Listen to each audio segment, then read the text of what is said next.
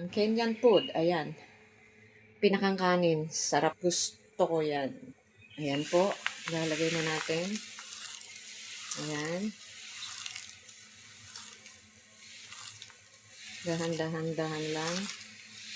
Dapat hindi siya mamuo. Ayan po, continue lang po tayo sa ating paghalo. Ganyan. Continue lang natin yan sa paghalo. Gusto ko yung ganyan eh.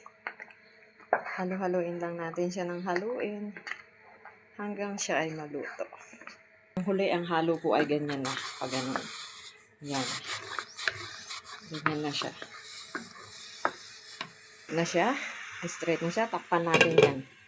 Yan more, mayroon tayong advertise. Dahil magluluto ako, magpiprito ako yan. Kasi parang may, bago ko lutuan, lalagyan ko ng ganyan. Ipapainit ko muna siya.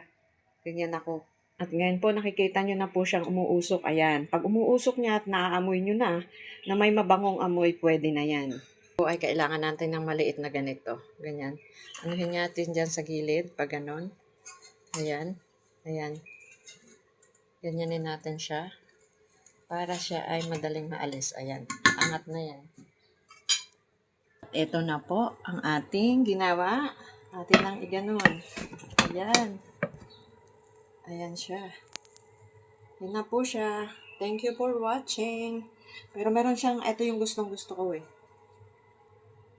Ito po yung gustong gusto ko. Ayan siya. Yan. Nakita nyo yan? Yan ang masarap. Super sarap po niyan. At ayan na po ang ating niluto. Thank you for watching. Pinakang kanin ko po yan. Ayan po mga loads ang ating pagkain. Thank you for watching. Bye!